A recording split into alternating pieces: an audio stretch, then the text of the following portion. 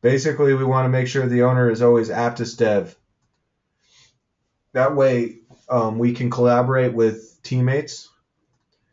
And then, so the repository we're creating today is the Aptus DocuSign API. Oh, so you're going to actually create this today? Oh, it doesn't exist? Yeah, we can get started. Actually, physically create right now. So right, yeah. So what you can leave everything as default here, and we can just hit create. So Phil, can I ask you a question real quick? Yeah. So this is only what you're doing now is only when you set up a new repository, like so we'll want to do the same thing for approvals. Yeah. Yes. Are you going to go over like checking in and out and that kind of thing? Yeah. Yeah. Okay. I can do that. Okay. Right now, I'm just going to show you how to bootstrap it, or basically bring it from the code you've written and put it into the cloud here. So okay, on the first Phil, on the first screen, you just gave the name and went ahead. Did you change any settings? No, made sure that Aptus dev is the owner. Okay. That's the only thing you just want to make sure the Aptus dev is the owner. Okay. Okay, and then after we do that, we can go ahead and basically what we need to do is bring the code down. So from Salesforce, or if it's already on your local machine, you don't have to do this. But I'm going to go ahead and show you how we would do it if we were bringing it down from an org. So I'm going to go ahead and create a new project.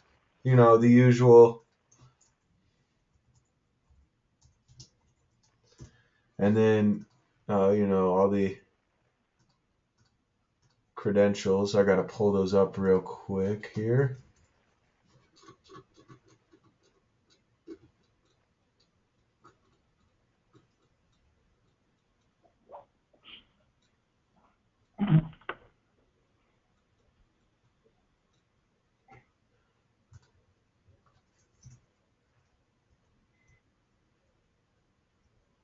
I'm sorry, I had that open, I thought. Okay.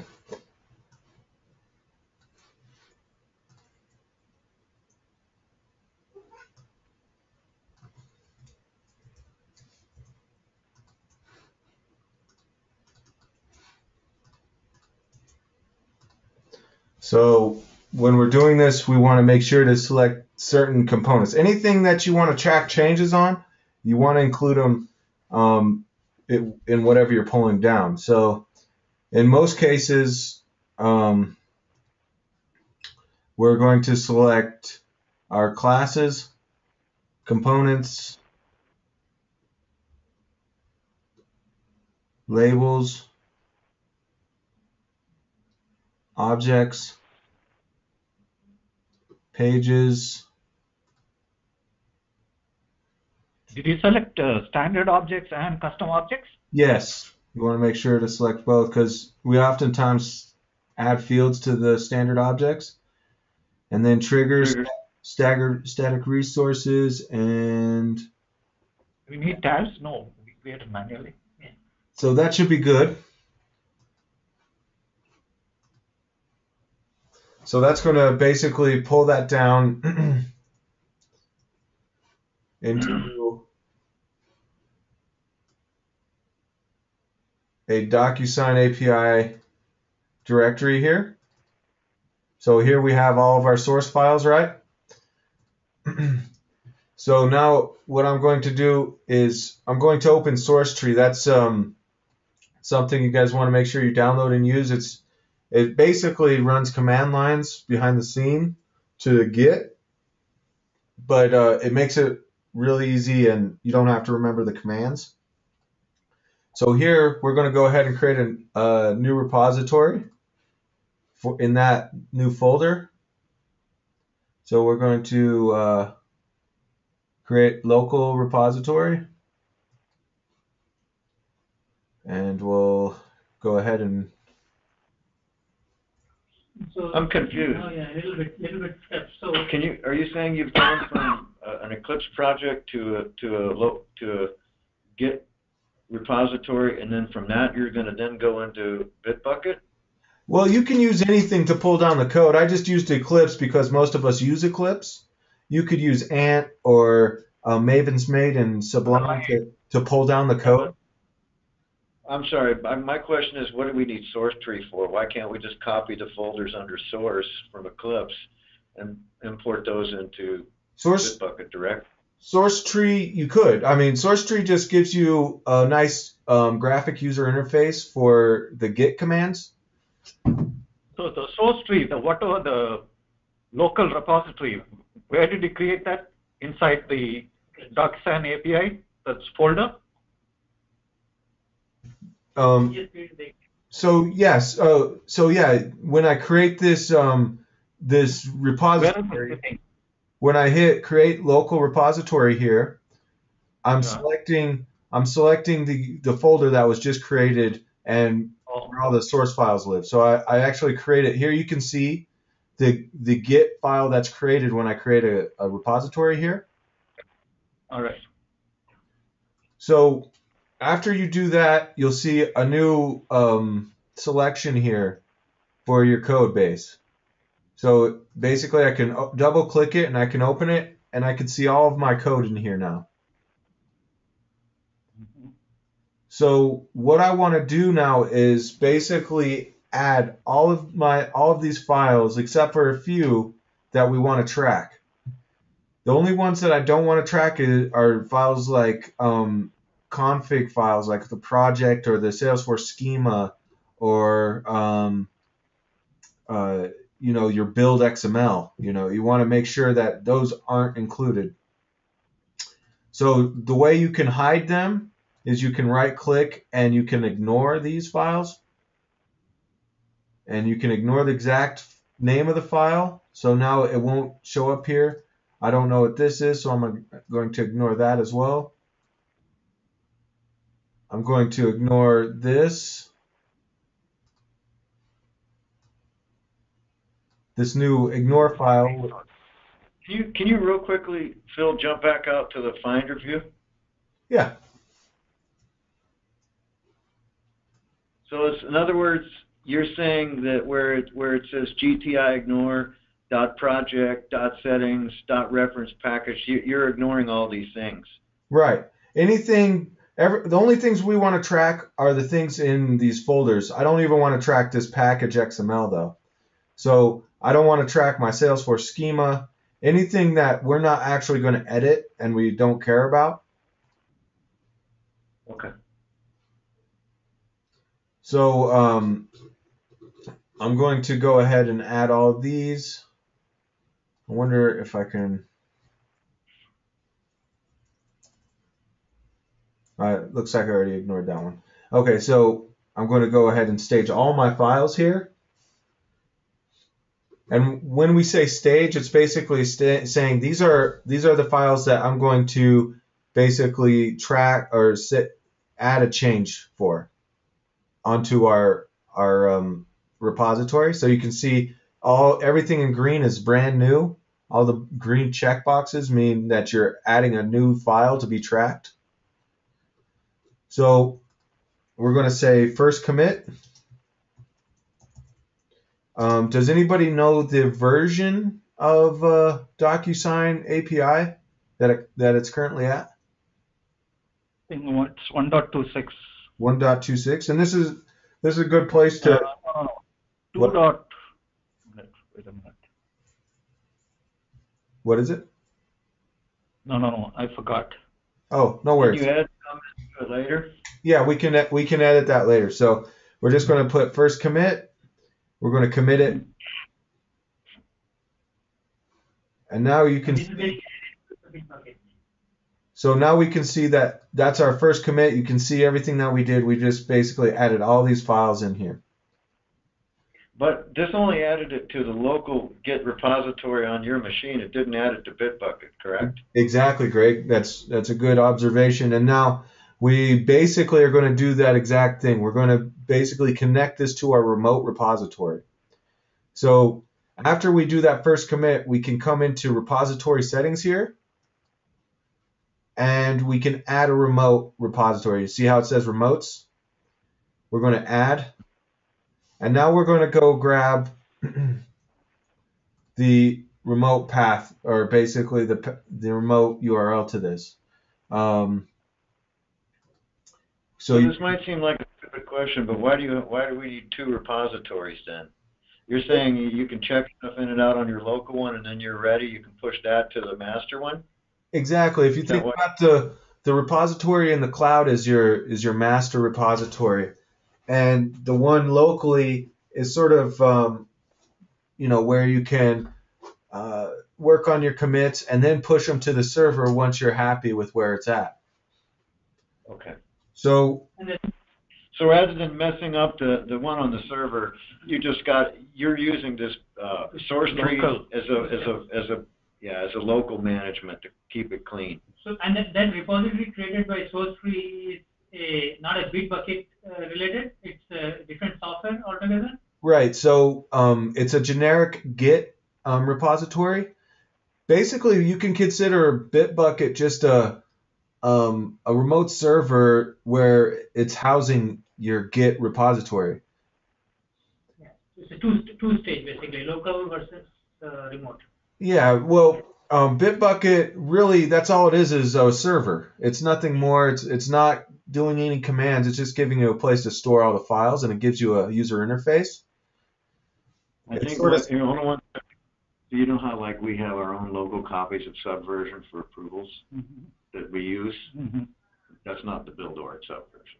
That could be. I think that's what he's saying. That's why I got confused, because you don't really need this. If you used, for example, the compare from local history feature of Eclipse, and you really were never made any mistakes, you don't really absolutely have to have this intermediate repository, correct? Actually, you're talking about the repository in BitBucket, or just the one with the source tree? No, source tree. This is actually something you definitely want to take advantage of. It's just really easy to use, and it just makes code reviewing, viewing your changes so much easier. And I'll show you here in a bit. So what we're doing right now is we're linking to our remote repository by grabbing the address to that repository. So first you put your username and then the path to your Git repository. So I'm going to copy that URL and I'm going to paste that right into the remote path here. It's going to automatically extract my username, and then I'm going to give it a name. This is going to actually be called remote. Or actually, I'm going to call it origin. Origin is a special keyword, which is basically your primary remote that things get sent to. So you can have. Why would you call it something as DocuSign API? Master or something. No, so when I call it origin, that's just the name of the link to our server, and that's actually the reason why we call it origin is because that's the main remote. That's basically what we want to consider the origin of our code from now on. That's where the true GA code's going to live. So we're going to say origin is the same thing as like main. So once we do that, once we have our repository added like I just did. See, you're switching between applications. Can you just let us know when you're on what? Yeah. So I'm still in source tree. And after I created my basically remote connection in source tree to BitBucket, I can now see what's over. So here you can see the remotes on the left, remotes being connections to the server. And what I can do now is I can push this first commit to the server. But before I do that, I want to show you really quick. There's nothing in our BitBucket repository up here. It's showing it's empty. So now when I hit push, I'm going to push to the master on our remote. Wait. Yeah. Now this is where I get confused. Your origin push to repository origin is the master, right? Yeah. That is the main. And why is the local thing is called master? Because You're pushing your master to origin, not the other way around. right. So what did you say? So when you first create a repository out of the box, Yeah. it comes with Yeah. a master branch. And if on this left you see that master branch, Right. what I'm Right. going to do is send this master branch to This is our local source tree Git, right? yeah. This master. So this is my local, and I'm going Okay. to take this local master branch and I'm going to push it to BitBucket. I'm going to send it to the server. Origin. Yeah, exactly.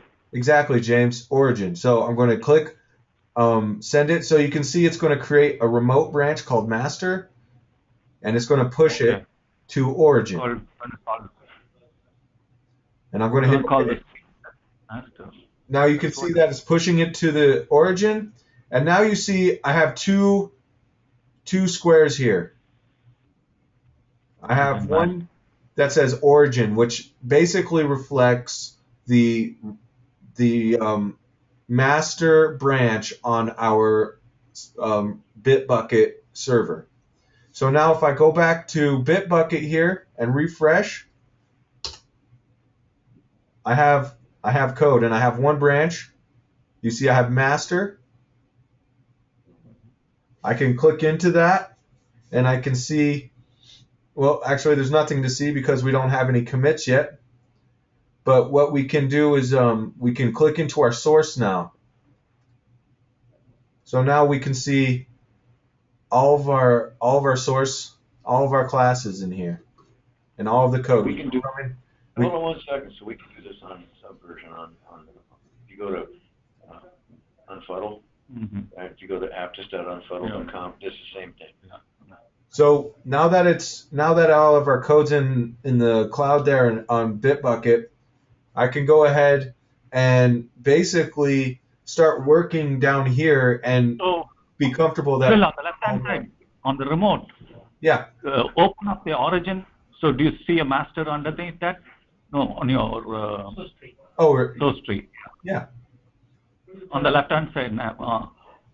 So you see that master. So that is the master branch in the origin. So let me ask you another question. What if I wanted to do DocuSign, API, and approvals and 4 other projects, and I call those all origin? How do I differentiate which one's the master for DocuSign and the master for approvals and so forth? So different repositories, different paths. Right. You have BitBucket repository you're creating separately. So I'm only looking at the single repository here? Yep. So if you look at the rest of my repositories in here, like let's look at CPQ dev. See how it has its own master and it has its own origin remote? Okay. And see on my CPQ, I even have another remote called core. So basically, here you can see we have one remote, basically one repository that we're connected to on the server, and that has one branch, and so does our local. So if I wanted to, start on a new big task, let's say some enhancements, I'm going to create a new branch. By clicking that branch button up here, that brings up our dialog to basically create a new branch based off of our master branch. Every branch is based off of another branch. So you can see that this one in our enhancements branch is going to be based off of our master branch. So I'm going to go ahead and create it, and I can check it out at the same time. So that basically created a new local branch, and it's not on the server yet. And you can tell that it's not on the server because it's not listed over here on the left, and there's only one blue square over here on the right. Okay, so let me ask you a question then. Why couldn't I have just created that branch on the server and called it something like enhancements-greg, and James could have done enhancements-James, and that way everything's stored on the server? Because if I lose my laptop on the way to work or it's stolen, that's not on the cloud. Yeah. So, I would want to basically just hit push and that will send it. And I can tell it to send enhancements to my remote. You're right. It will only be on your local machine until you do that I push. guess that's the question. Why do we need the local one? That's Because there has to be something local in order to sync with the remote, right? You can't just push You up. cannot directly interact with the remote, check out from the remote, make a branch in the remote and work on that version. Well, But then, you could. You could technically come up here and create a new document and work up here in here, create a new branch, and I could just sit here and edit this in this web interface. But no one wants to work in a crappy web interface. Here's my question though. When you just did a checkout, if I go back into Eclipse now, I'm not looking at the latest. I guess that's what my question was, is the files that were under the Eclipse SRC directory in the beginning, isn't that really my local branch? Yeah. But you're getting further branches. Like suppose say you have a local branch already, but you want some enhancement branch or bug fixes branch. Hey. So right? Yeah. So let me work through some examples and it'll become clearer to you. All right. So let's just do an edit because we're currently working in our enhancement branch, right? So let's just say I come in here and I wanted to. How does Eclipse know that though? That's my point. How does Eclipse know you're working in the enhancement branch? It actually in Eclipse you can install a plugin called eGit that will show you what branch you're in here on the left, right next to the project name. Okay, so we need to add a plugin to Eclipse then? You don't have to. And actually, I don't recommend it because it's not very user-friendly. I always recommend using SourceTree. It's very easy to use, very user-friendly. But the question was like, when you're going to your Eclipse, how do we know you are working in enhancement or you're working on a local master? Go to the DocuSign folder. So there's a Git library there. I think that's what manages the whole thing. Normally what I would do, Phil, is I would right-click on source under the DocuSign API and I would say refresh from server, and that would pull down all the latest code, for example. Yeah, exactly. So let me just show you real quick here. So I'm going to make an enhancement. There's my enhancement. I just added a string. I hit save. I come back to SourceTree and I click on working. Did I grab the wrong?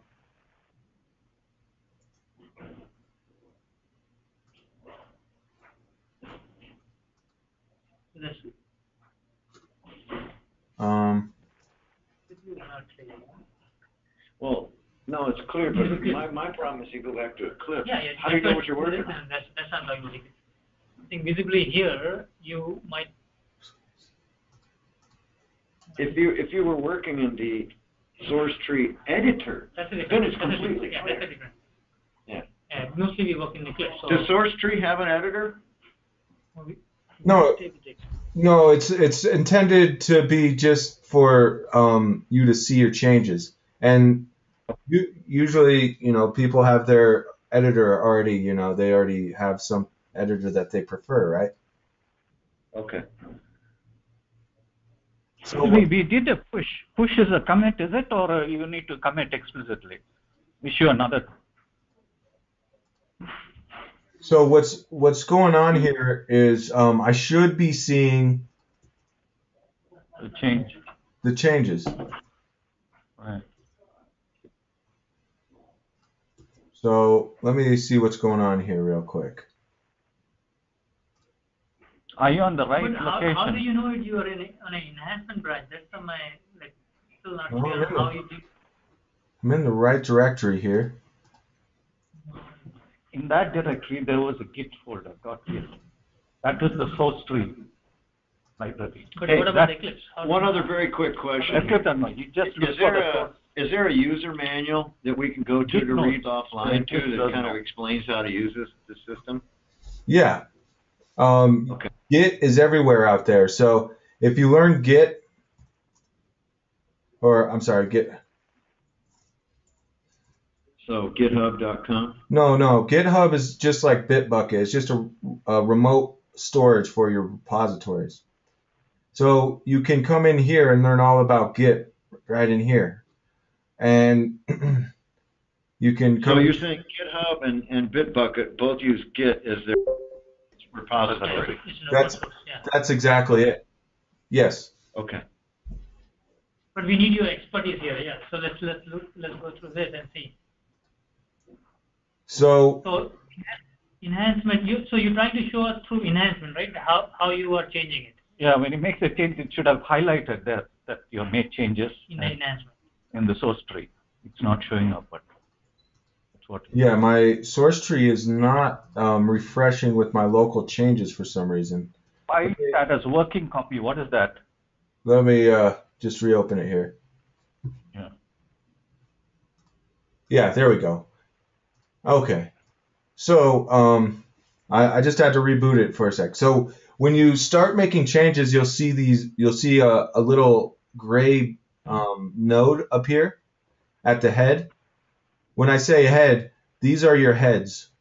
These square blocks, that's the head of your code, basically. And now you can see these changes I've made. And it's telling us that the uncommitted changes are part of the enhancement? Yeah, so these are my enhancement changes, and basically I have not committed them. There, you can see that it says unstaged down here. As soon as I want to say, yes, I like these changes, I would check these and do what they call a staging. So it puts them in this area where they're ready to be basically put into a commit.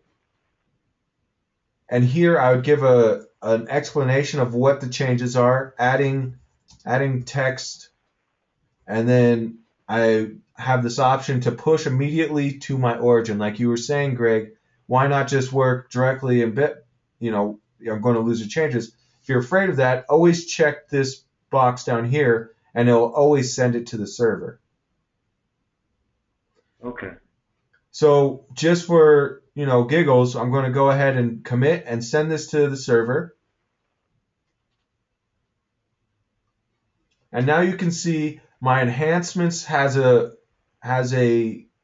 is a branch now on my remote repository, and it's locally, and you can see my commit message. And now I can go into BitBucket here. I can see under branches here on the left, I can see I have this new branch called enhancements. And I could click inside, and I can see what commits have been made. And then I can click inside that commit, and I can see those changes, just as we just saw. But this interface has some nice things about it. It allows you to comment, say we're doing code reviews, saying, why did you do that? And then I can leave that. That'll send me an email saying someone just commented on your code, and then they can come in and reply. So we can basically do inline code comments, which is really useful. Are those with the code, or are they stored somewhere else? These are stored in BitBucket, so you won't get these anywhere but up in the cloud, up in BitBucket. So that's kind of how you would create a branch and review some changes. I'm going to delete this branch.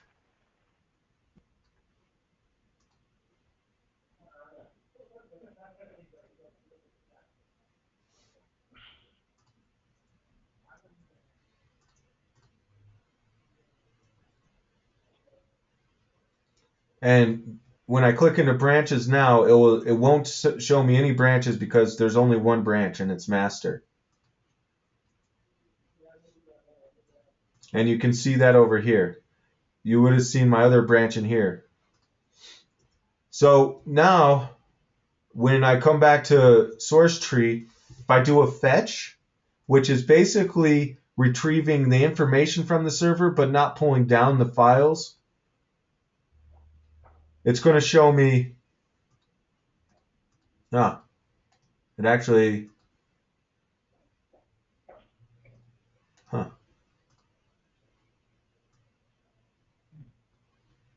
So, quick question while you're doing that.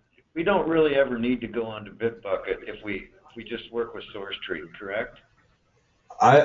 No, that's actually not true. So you're going to have to set up your own Git flow, basically, because we're all working in teams. We all have other people submitting code, and we all want to make sure that only the code we want makes it into our GA code line.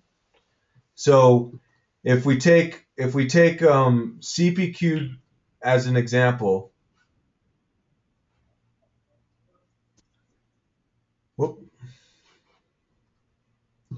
if we take CPQ as an example here, right?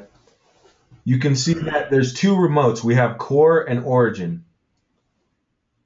If we look in BitBucket, you can see there's a core, and then the origin is this repository, which is basically a fork of the core. You can see that here. So forks are useful in maintaining different, basically, teams. Any team member will fork off of the core GA code. And that will allow them to have their own repository of the CPQ code without ever having to touch the GA code line.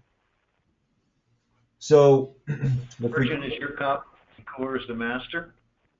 Say that again? Origin is your copy, and core is the master? So yeah, I like, exactly. That's the way I like to tag it. You could call it whatever you want. Origin being my forked repository, core being the GA code. And the way I have that set up is anytime I want to basically bring all the updates that other developers have pushed into the core GA code, basically I will come into my core, right click on the SP8 branch because that's our current branch that we're working on, and I can do a pull core SP8 into my local SP8. And when I do that, it's going to catch me up. And it just yelled at me saying I have files changed. And so in order for me to do that, I need to make sure it's a clean working directory, or else it's going to overwrite my changes. So what I do is a reset, and that's going to reset all of the files that are yellow down in here to be non-changed. It's going to reset them to what they were originally.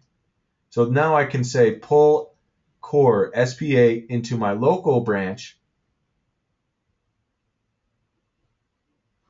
And now you can see I no longer have that long gray line. I'm actually at my local SP8 is caught up with the core SP8. But it's my remote SP8 that's on my forked is not caught up, so I have to push that. I'm going to push my SP8 to my origin and press OK.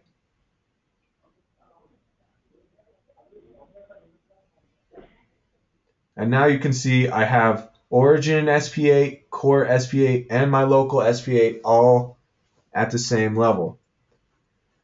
So let's say I'm a new developer on the DocuSign API team, right? I'm going to come in here and I'm going to fork it. I'm going to fork the DocuSign API repository. So I'm going to make sure I'm on the DocuSign API repository, and then I'm going to basically create a fork, which I forget where that is. 1 second.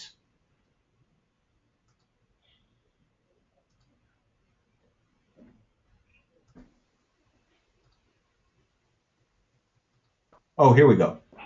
So over here on the left, if we expand this as well, we can see this fork icon. When I click that, it will bring me to make a fork. I want to make sure that I'm making my fork under Aptus Dev so other teammates can see it. And I'm going to put in a little note saying that it's Phil's, PJ, DocuSign API PJ. Everything can stay the same, and I can fork this repository.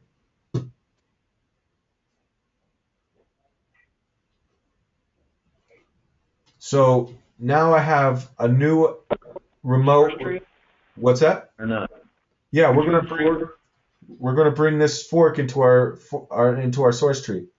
So if I come to the source tree now, I'm gonna go into my repositories.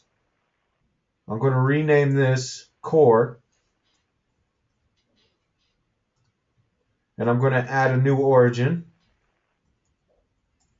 because I want my fork to be the one I'm working in. I press OK. So now you can see, now I have the same thing. And I'm going to go ahead and fetch so we can see what's in core. So we got all of this going on here. I can delete this somehow. So again, now I'm confused now. Core is what and origin is what now? Origin, we said, is the master, shared by all developers, right? That's the true one version, one instance. So is that correct? Master is your initial code state, or your initial branch that it's the very first branch, because you think of branching as being hierarchical. Every branch is based off of another. Master is your primordial. Your root. Your root. So which one is that? So what do you mean? What one is my master?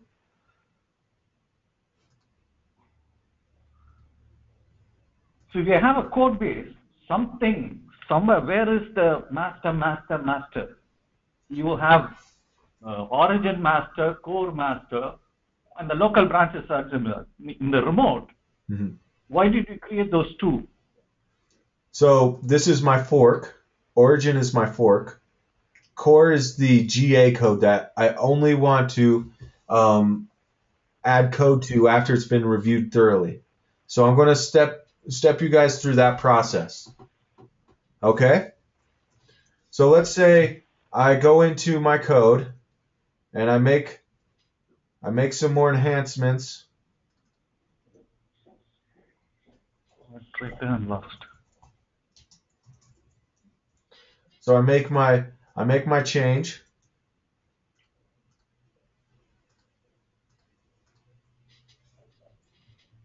Welcome to VoiceOver.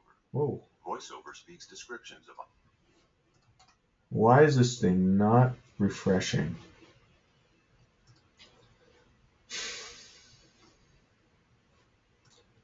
Okay, so there you see my change. Now because I'm working in my fork, I don't, I can push this, I can commit it and say new change, and I'm going to go ahead and push this immediately. So when you say push changes immediately, is that like saving in Eclipse? Yeah, so like in Eclipse, you have the build on save. Auto build. Yeah. It's kind of similar to that. So this is going to basically push the changes directly to BitBucket. But because I changed my current remote repository, my origin, to be my fork, I'll see that change on the fork. So this is my fork, right? This is DocuSign API PJ. You can see that I just there's a new commit. So then I can basically come into here and see my commits. And I could click into the new change and I could see the change. But that's only in my fork. And I want it to go to GA. Let's say we've came in here, we've reviewed this code, and we say it's good to go. Let's merge it. So what I do is I will do what we call a pull request. That's right. When you created the fork and you swap the name, actually, So the core.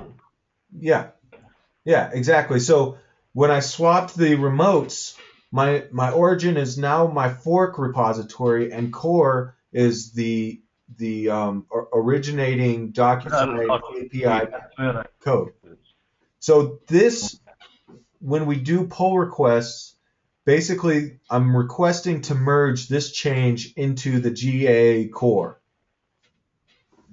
So I select DocuSign API repository, and I select a branch that I want to merge it into. And so I have that commit message. It's already filled out for me, and there's the commit, and I can even see the diff down here. It's going to say you're going to try and send a request to merge this into the GA. So when I do a create pull request, if I go to the original DocuSign API repository that we created, I can see a new pull request under the pull request. You see this one down here? Mm-hmm. That shows us that I have submitted a request to bring this change in. This is where the code review comes in. So whether it's Depunker or Ready, they'll open this up. They'll see the change. They'll hit either approve up here or decline. Approve will say, yes, I think this is good to go. So you can have multiple people reviewing. They can come in here and leave their notes.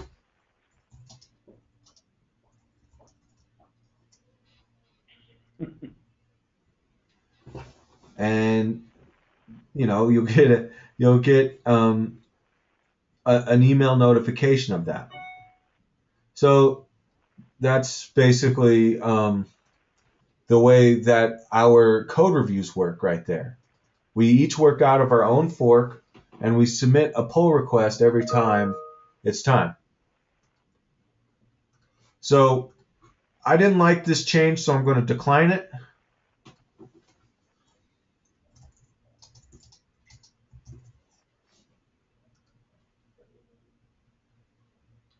And so we can see there's 3 buckets here.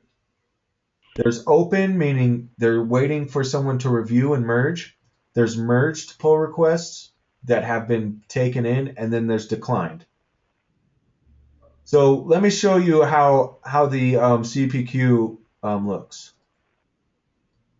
Now, after you accept it, when does it actually go into that GA repository? So basically, there's a merge button that you click, and as soon as you click merge, it goes in. It's now in the code, and anybody to pull down from your core will get that change. But it's only in that repository. It's not in the actual build org where we build the package, correct? Exactly. Is that something and afterwards? Exactly. So let's say I made that change. So that's a good. 1 second. Greg. You did a pull request to transfer your changes to the core master, correct? Correct. Okay, and then that went into a state where people could review the code. Exactly. Okay, and who does the actual, after somebody says okay, and when does it actually get into the repository? Like, let me do it again. Who does the merge where? Let me do it again. So I'm back here at my fork, my CPQ API fork. I'm going to create another pull request. It's the same. It's the same exact thing that I tried to do last time. I can even designate people to review. I can type their names, and you can select them. but I'm going to go ahead and create this pull request. Yeah. And then You just I'm created a request. right. We Right. did the same thing we did before. So I'm going to go back. I'm going to go to the core now. I'm going to see the pull request is here. Uh-huh. I'm going to come in and see that that's pull request number 2. And Okay, so first of all, who's going to be logging on to check what you're checking now? That's part of the question. you get Who an would that be? email. Would that be Pankar or would that be Nathan? It's Depunker at this point. Okay. But who's ever the sort of gatekeeper of your repository. So a lot of times you guys are working alone, so it's going to be yourself, right? Yeah. So you're going to basically send it up there. You're going to create a pull request, and you're going to merge it in, and you're going to give it some comments. So here you can see this pull request is in the open state. Nothing's been merged. One's been declined. So I click into this, and you can see there's a merge button. Oh, okay. As soon as I hit this merge button, you get a place to enter the text for that merge. So every time, let me show you what that looks like in the SP in CPQ. Every time a merge happens, you're going to get that message. You can see there's a merge here. This one was from Depunker, and you can see here this one was a merge from Andrew. You can see this one was another merge from Depunker, and you can see the changes here that he did.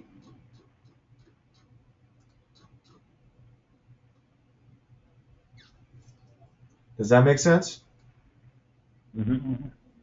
So we're really basic right now. We don't have any branches or multiple forks coming in. So it looks really simple. All we have is one lineage, basically 2 nodes. So when I make this merge, you're going to see a new node. It's going to create a new node saying you merged Phil's changes into our core changes. But I'm not going to do that because it's not good. So I'm going to decline it again.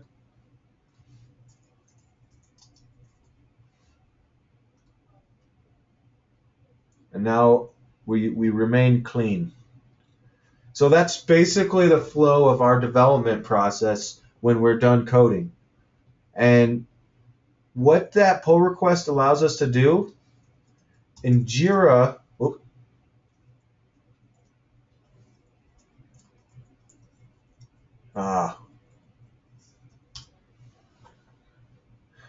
in Jira, when we make a code change, it will, and we're able to link our code changes to a ticket. So let me see if I can find something here.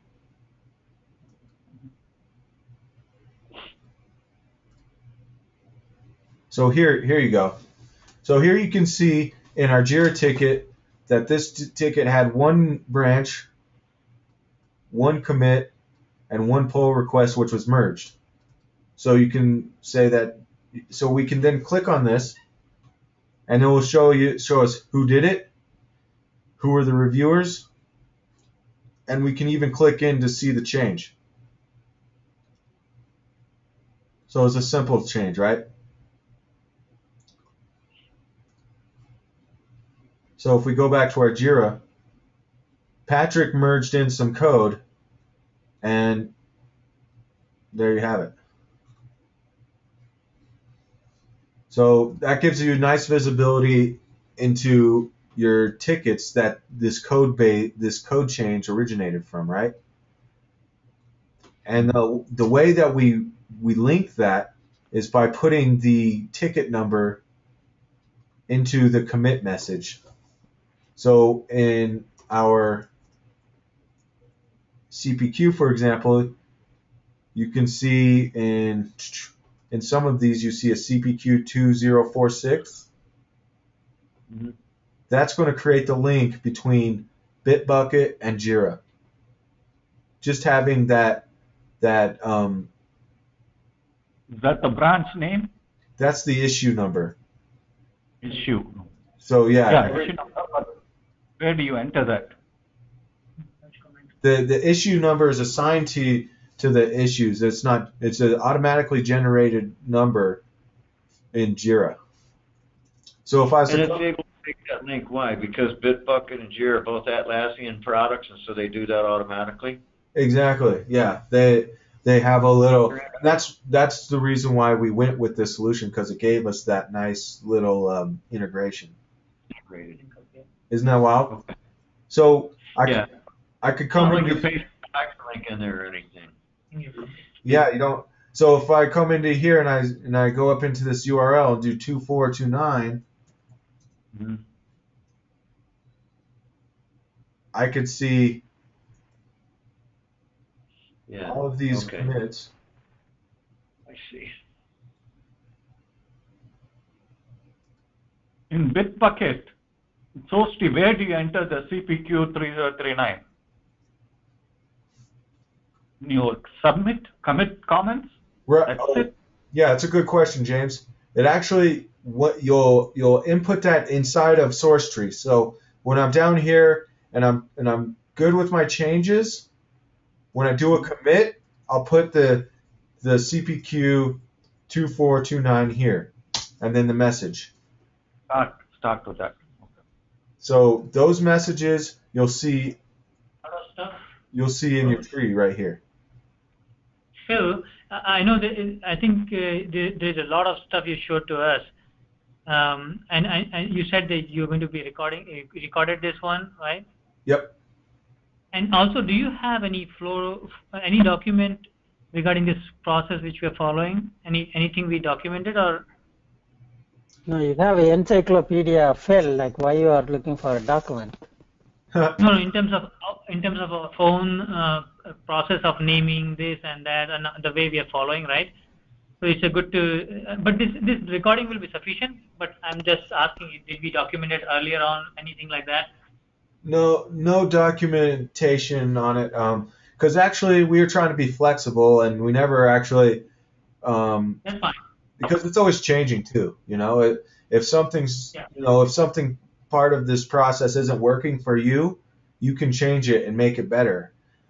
Git is really flexible like that. There's all sorts of different ways to use it. So on this Git page, there's a chapter called Git Flow. Nope. Let me do a search for it.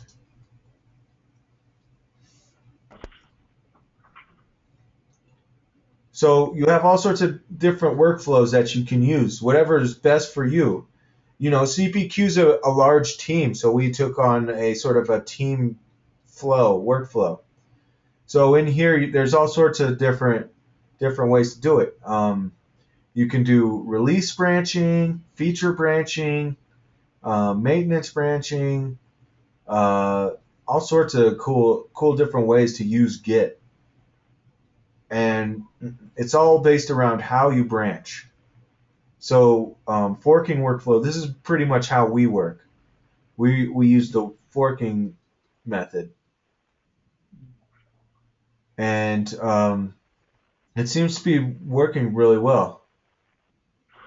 So, I'd suggest if you have a large team, this may be something that you go over.